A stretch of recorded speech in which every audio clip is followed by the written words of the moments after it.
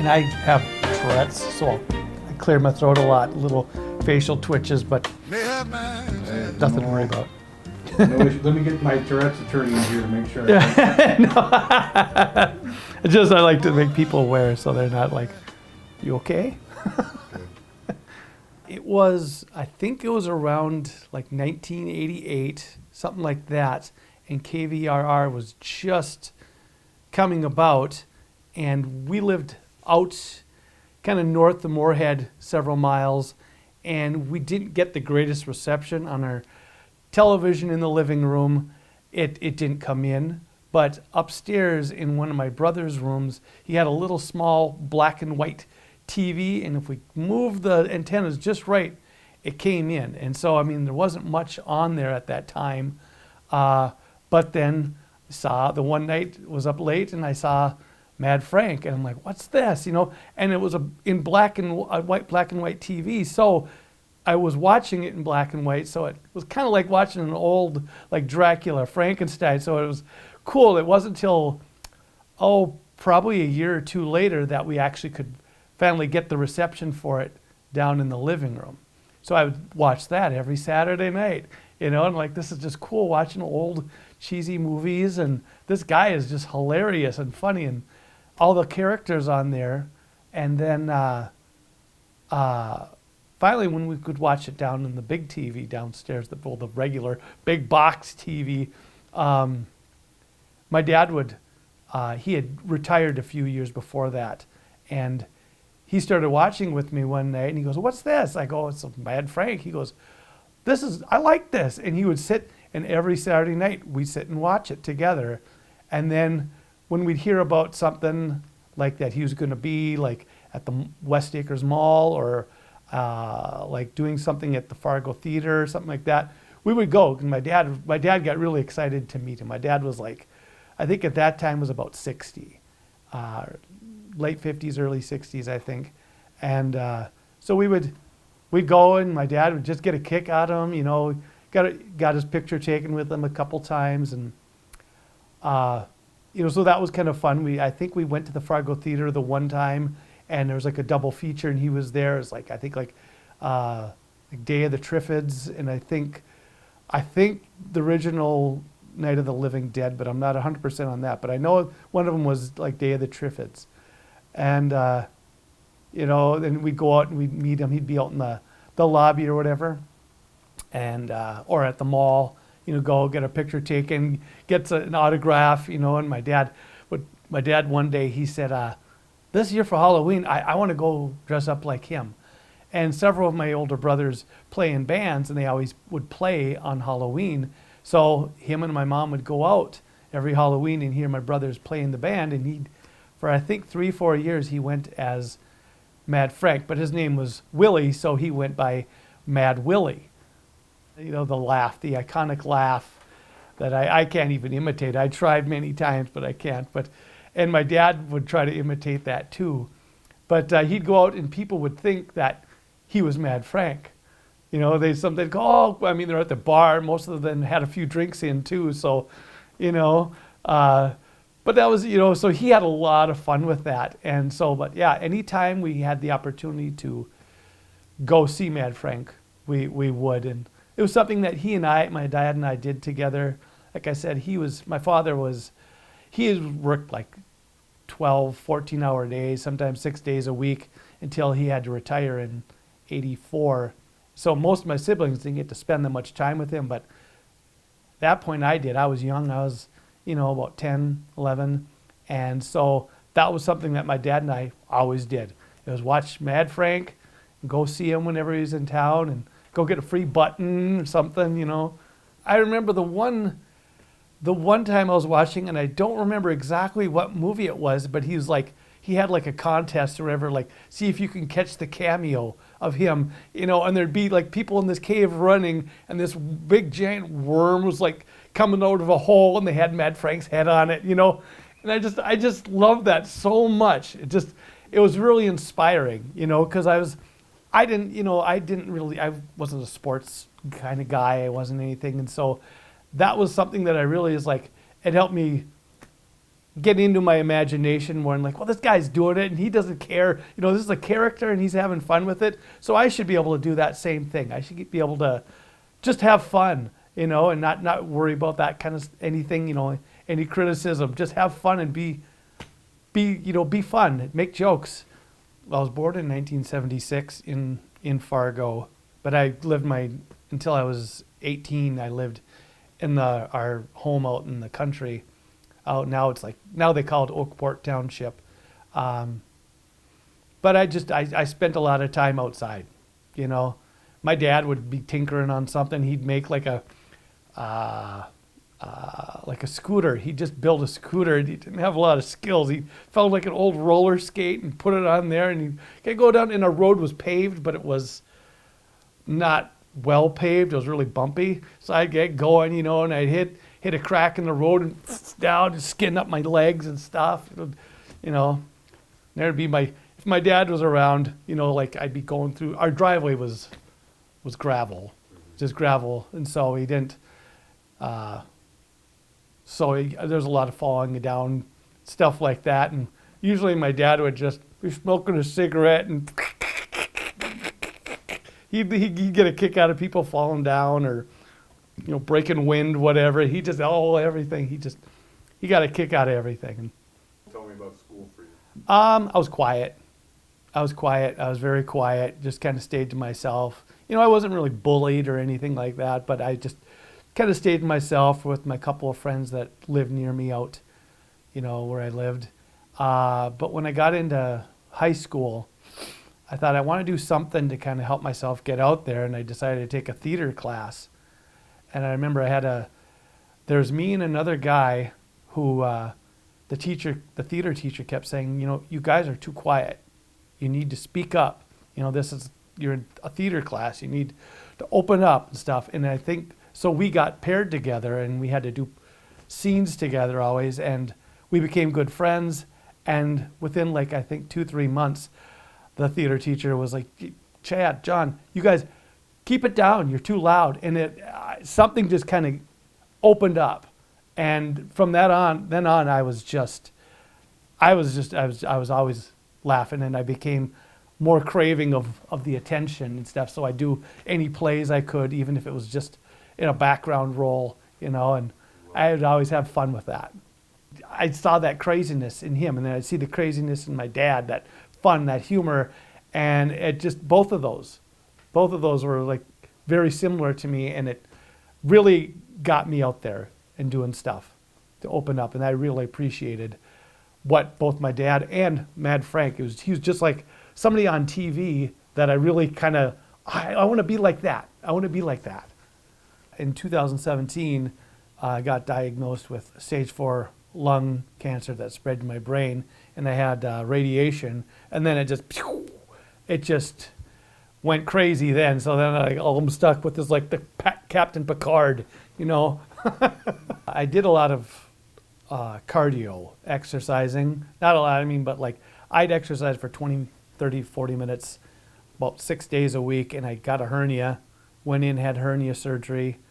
Then I got walking pneumonia, something to do with the surgery. And then I lost my voice, and I was coughing a lot. It was hard to breathe. And I kept going into the emergency room or the walk-in, and it's probably this. Oh, and they give me medicine for that. Oh, no, it's probably this. And eventually, after about 4 or 5 months, they decided to do a biopsy of a lymph node, and my lungs were full of fluid. So they drained my lungs twice, actually, and they tested that, and I had seen a cardiologist.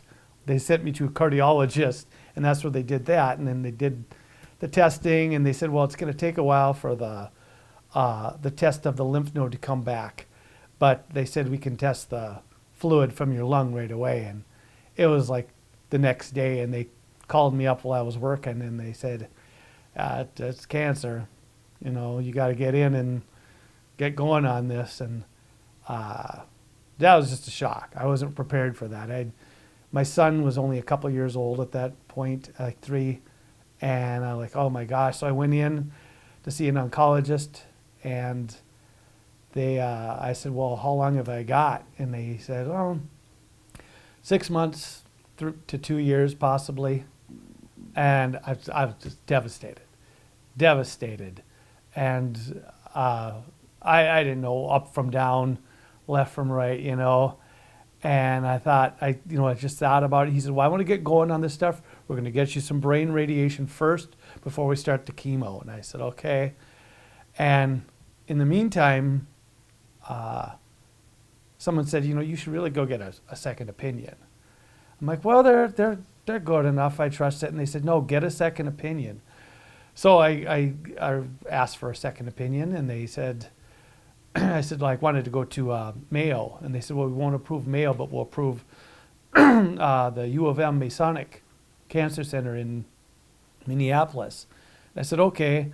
And I walked in, and the doctor, he looked at my stuff. And at this point, the results hadn't come back yet for the lymph node, but they were due around that time. So I was in the cities, and the doctor said, did he say anything to you about a mutation? I said, yeah. I said, the doctor in Fargo said that it didn't look like I had a mutation. He said, I'm telling you, he said, I haven't even seen the results. He said, but I'm telling you, you have a mutation. He said, and because of that, he said, if that is the fact, we can do oral chemo. That's going to take you well beyond. He said, I can guarantee you more than 2 years. And it's been 4.5 years.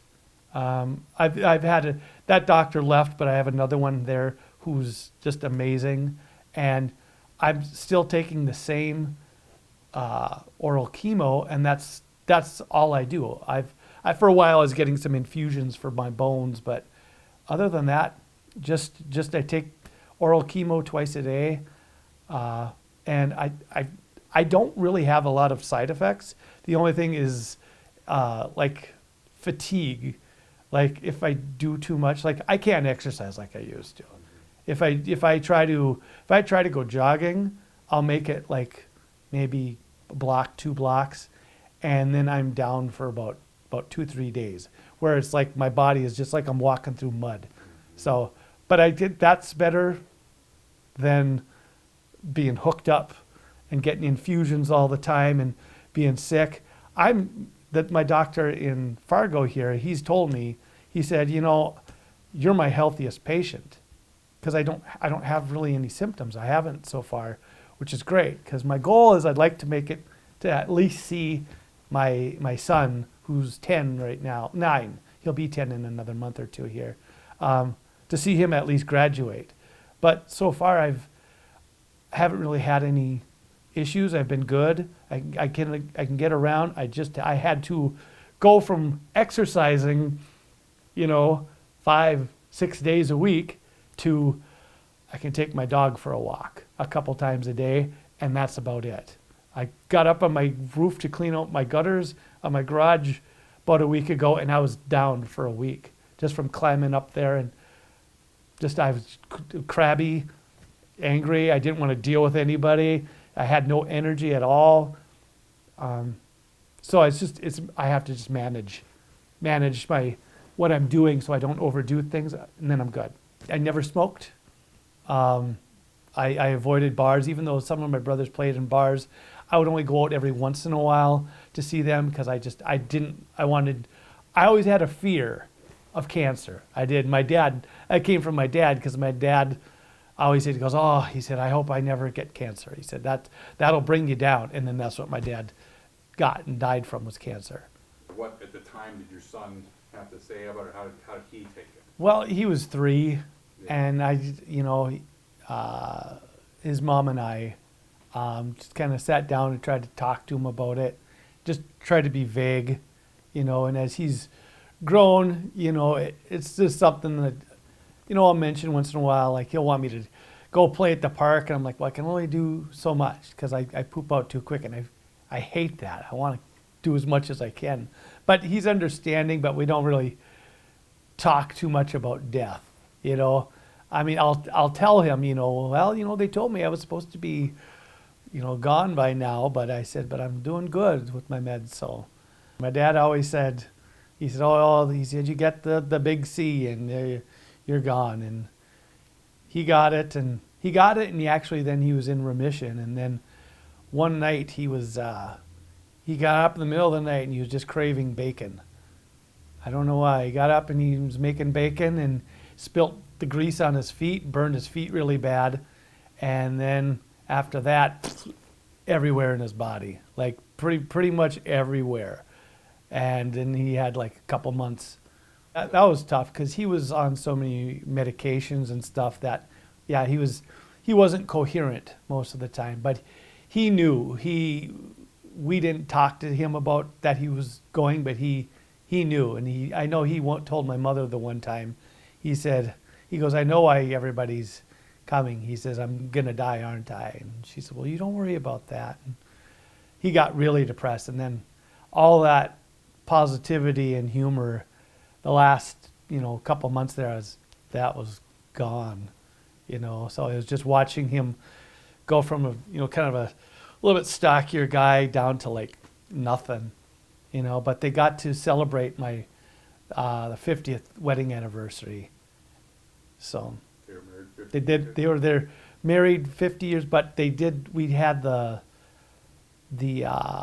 party for them like before, like a couple months before, because we weren't sure if he would make it to that. So, and he appreciated that, but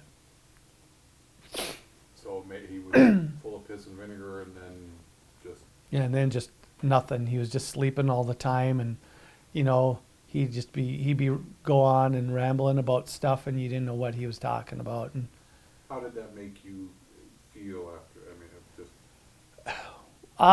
it just it was tough, but I come from a family where they didn't show emotion a lot. I'm the youngest of 8, and they would, you know, they'd always make jokes. So I'd try to I'd try to laugh and stuff and not try to let it get to me too much. But it did. It took me down. I fell into some pretty deep depression there for quite a few years, trying to deal with that. So just being alone, and you know, I never felt comfortable talking with family and stuff like that. My mom was the type, like, she'd say, well, just listen to some happy music. You know, just listen to happy music and that'll be better. Just think about a funny thing you saw on TV. You know? So it wasn't until I just started seeing a therapist, and then that kind of helped me to deal with it better, until finally I was on meds for depression, and I was on meds for Tourette's and OCD, and I was just like a zombie. I hated that. So after like 8 years, I just said, I want off, and I've just dealt with it my own way since then, and I find that was a lot easier. So now I'm happy most of the time, you know, but I see a therapist, you know, to talk about the things because it's still hard to deal with, you know. And like getting the cancer, I couldn't do my job. I had a pretty active job, and I had to make the choice, you know, do I try to, you know, work half days and it not work and end up losing my job, or do I just take the disability? And I come from a family where you work hard, and I didn't want to quit. I didn't want to quit my job, but there's nothing I could, if I was on my feet all day, and even if I wasn't on my feet all day, sitting down was tough. Just sitting down. I tried working for several months after my diagnosis and my treatments, and I just couldn't do it. I was having to leave work almost every day. And so eventually I made the hard decision. I said, you know what, I don't want to be one of those people who just quits working and, you know, gets disability. But it was that, and be able to take care of myself and hopefully be around longer for my son. And so I made that choice. And I still wish I could. I liked my job, and What was your job? I worked at Sanford Hospital for 15 years, mostly in central supply, cleaning, disinfecting equipment. For the first 9 years was cleaning equipment and stuff for the floors and delivering supplies to them. And then the last 4 years, I worked up in the OR, where I'd put trays together for the surgeries, and I'd go in and decontaminate, instruments and scopes and things like that. And then I'd put trays together and assemble them all little tiny bits, little tiny screws that are like $6,000. You got trays full of them. You don't want to drop those on the floor. Yeah, stressful, but I like that. I like doing that. But and people have said even well, why don't you get like a telemarketing job? Because if I'm sitting down too long too, it's the same thing happens. I just get that fatigue starts to hit.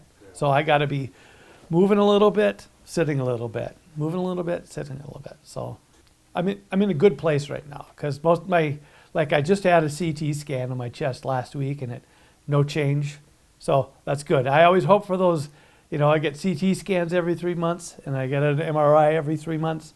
And I'm always just hoping for that news, okay, no change. Because I did have to have brain radiation a second time. The first time I had it in 2017 was full brain radiation. And then last fall, I had to have focused for just certain areas. And I mean, both of those, it kills off parts of your brain. And since then, it's like as with time, I have more trouble now speaking. The words are there, but I sometimes can't get my words out, or I fumble over a word, or I say the wrong word. It's got to be strange. It is strange. Or sometimes I'm just walking and I go off balance. My old memories are great, but it's like I could blink and it's going to be next week, and then I look back and I'm like, it's been a week, and I mean I'll remember the things that happened, but it's like I have memory gaps sometimes, but it's just part of it. I'm alive. I get up every day. If I wake up, it's a good day. So gotta look on the bright side and try to find some of the humor in things. And I got that from my dad. My dad was always just positive. He didn't complain. My dad had, and nobody in my family knows how he did this, but my dad would lay on the floor, and he had this wooden footstool about this high, and he would sleep on it. He would lay on the floor, and sometimes he'd put a pillow on it, sometimes he wouldn't, and he would either lay watching TV with this footstool tilted like this, and he would just sleep like that, but more often he'd sleep on his side, on this tilted footstool. We don't know how he did it. I still have the footstool. And I've got multiple pictures of, him laying there watching TV, the head's tilted. I'm like, how did that not throw out your back and your neck? And he'd be laying there watching it, and I'd be sitting on the couch, or sometimes I'd just sit on the floor next to him and we'd just watch it. So you go into bars? He'd go into bars, yeah, because some of my older brothers played in a band together, and so they'd go out, him and my mom would go out to hear them, and so he'd just go out and hang out and dance. Even though he had no cartilage left in his knees, he loved to dance. So my mom would get out there and dance, and he danced as much as he could, and then he'd just sit down and light another cigarette and just watch. I think sometimes he said he did just go along with it. He said I just took the credit for it. He said they weren't going to remember me anyway. It made me happy, because it was I saw a lot of Mad Frank and my dad, kind of similarities in there. I mean, with seeing Mad Frank be just kind of goofy and crazy and fun, and that's the way my dad was, kind of similar age. So it was, it always, I was like, that's fun to see him, and that's I miss Mad Frank, because because he kind of went off the air around the time that my dad passed away. My dad passed away in '96, and so there's this big gap where it's like, and that's when I had the most depression and stuff because I didn't have really any of that kind of positive, kind of fun things to look at and watch and hear. So it wasn't until 2008 when I got to meet Mad Frank, just me, and that was an interesting thing. That was like a big story for me because I went like once a year or so around Halloween. I would go to Latex Sculptures and Design, which is in North Moorhead, and I just happened to go in there one day, and he goes, "Hey," he says, "you remember Mad Frank?" I said, "Yeah." He said, "Well, he's going to be here in like a week or two here. He's going to be on a Friday and a Saturday." I said, "Really?" I said, "Oh my gosh, I got to be here for that." She's like, "Okay, fine." And I live just down the street from there, just a couple blocks from there anyway. So I was excited, and I went the Friday night, and he was sitting outside. It was cold, and I went up, and there's a couple other people there, but not a lot. And I went to I was nervous, but I said, "Hey," I said, "I've been a big fan for years. I said, it's nice to get to meet you again." I said, "It's been a long time." And I talked with him a little bit, and he said, "Yeah," he said, "I forgot I was supposed to be here."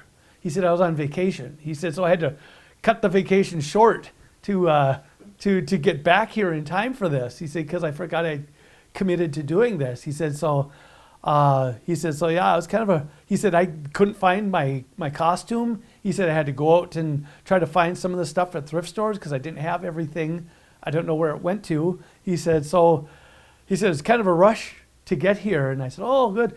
But then I felt kind of bad because there wasn't a lot of people coming. Well, that guy, he didn't really publicize it, but I was telling people. But I went to him, and I had brought years back from my dad. They had some of my siblings had made a sweatshirt, and with my dad on it, and it said Mad Willie on it. And I felt really weird, but I said, this is gonna sound weird, but I said, and I told him the story of my dad and what my dad would do and dress up like him, and he went, "Oh, that's cool. I like that. That's really awesome." I said, "Yeah." I said, "It's weird." I said, "But would you autograph that for me?" And he said, "Oh, absolutely." And so he did. And it was, that really touched me. That was, I guess I was just emotional, but I said, it meant a lot to me because here was something that my dad had a connection to, and now he autographed this thing of my dad as him. And it just meant so much to me. So. Did you let him know at the time that it was important to you? Yeah, I did. I said, "This means a lot to me." I said, because me and my dad would do things together, watching you or go to see you together. I said, this means a lot. And he goes, "Well, you're welcome." I had to work during the day on Saturday, but I wanted to go back. So I had my picture taken with Mad Frank, and I went and I got the picture blown up of me standing next to him outside there, and he autographed that the second night. But I had told a couple people at work, I said, "Yeah, Mad Frank's at this place." I said, "And he's going to be there again tonight." And this one guy, was kind of a work friend, and he said, "Oh, I love Mad Frank. Where's he going to be at?"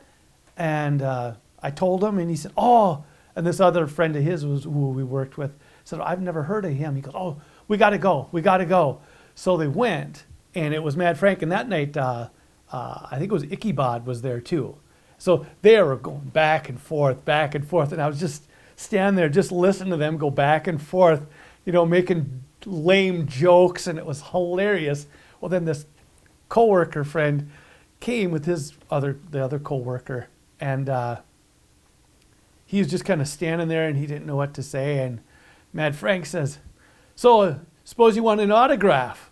And he says, "Sure." And he goes, "Okay, it'll be $20. And the guy just kind of stopped and he walked out. I'm like, what? And he walked out and he didn't say anything to me. And then that next Monday, I went to work and he was there and he was going on. He goes, I couldn't believe it. He said, I went to go meet him and he was going to give me an autograph and he said $20. I'm not going to pay $20 for his autograph.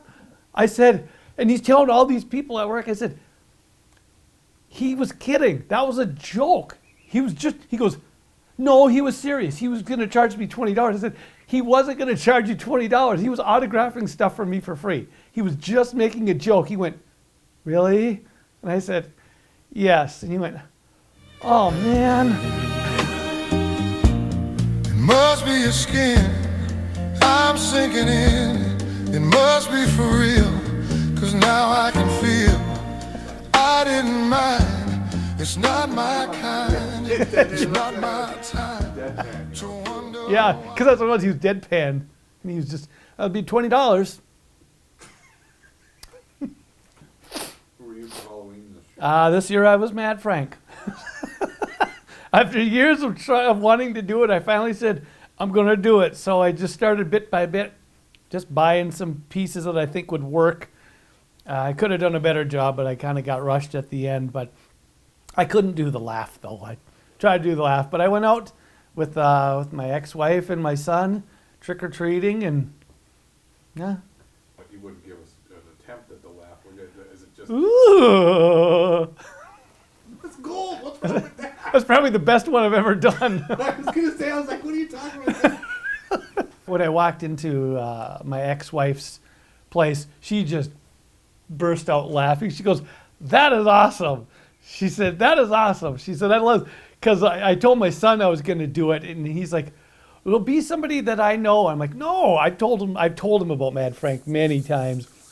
But when I came in, even he went, that's great. That's great, Dad. Awesome. And he was happy. So that made it even more fun for me. But I had a beard, and I shaved off just so I had the mustache, just to be as authentic as I could. But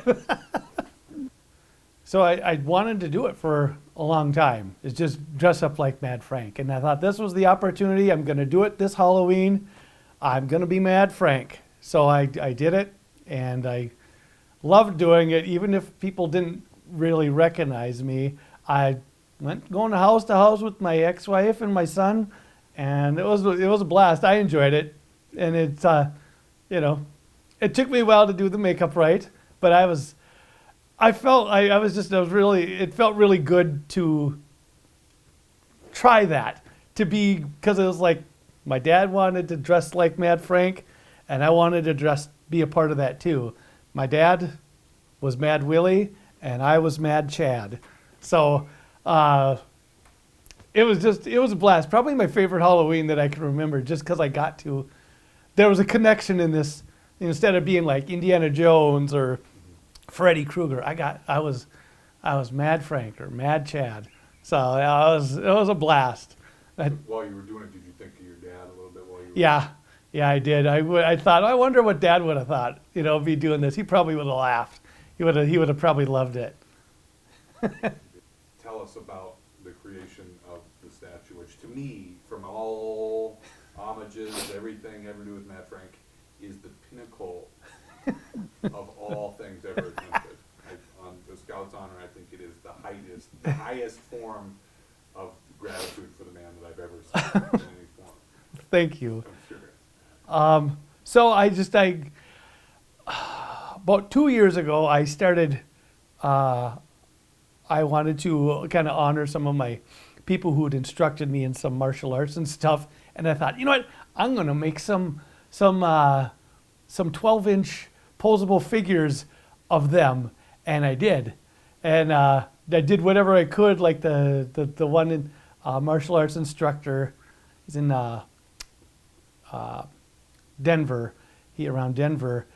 I've gone to train with him a couple times, but he was kind of the Captain Picard, bald on top. And I found a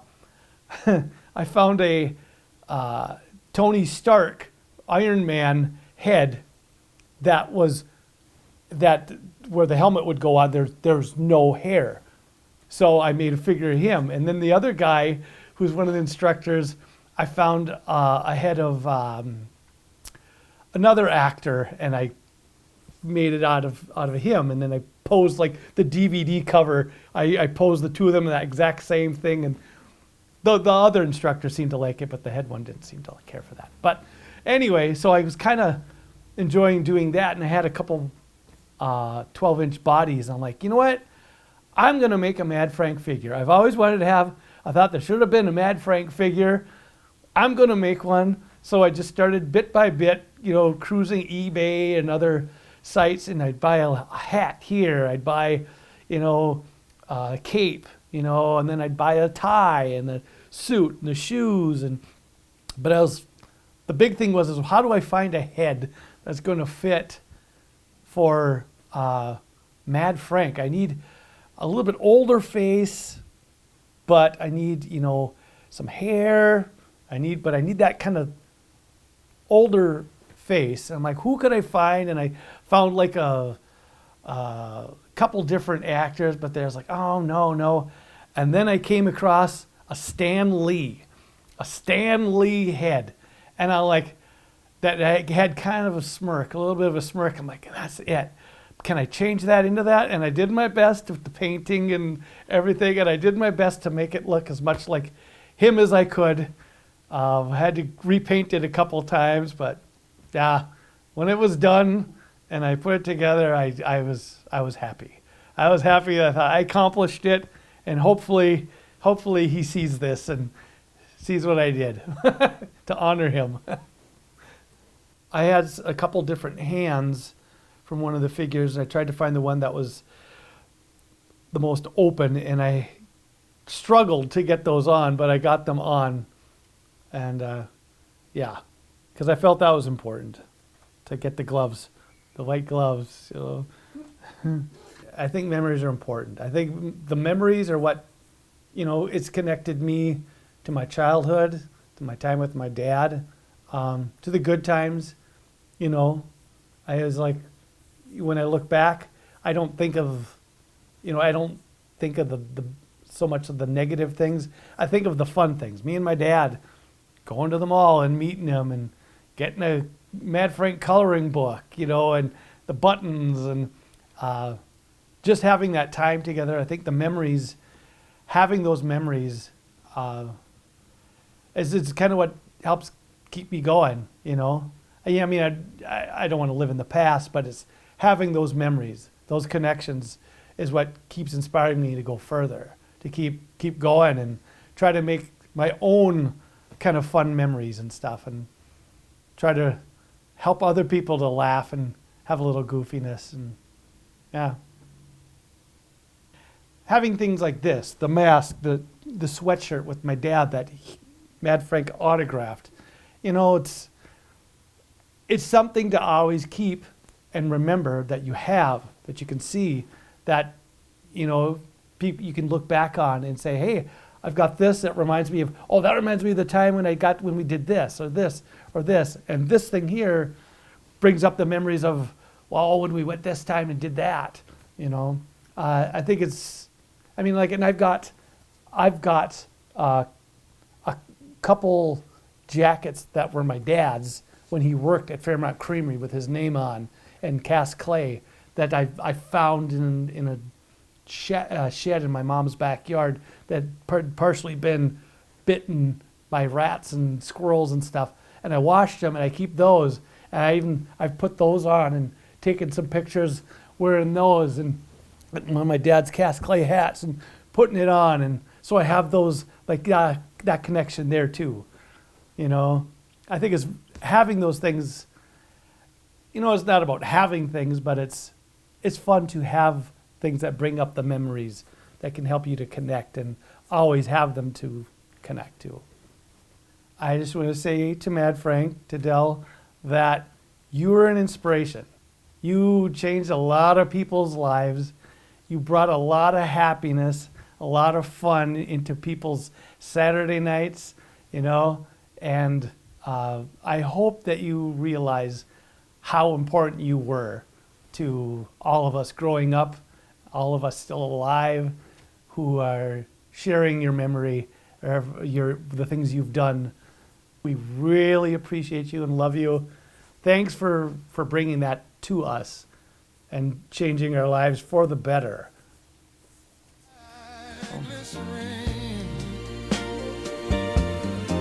Glycerine. Yeah, my pleasure. I'm never alone. I'm alone all the time. Are you at one?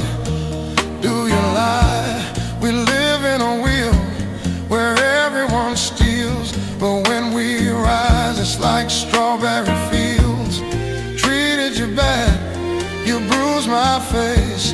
Couldn't love you more, you've got a beautiful taste. Don't let the days go by. Could have been easier on you. I couldn't change though I wanted to. It should have been easier by 3. Our old friend Fear and you and me.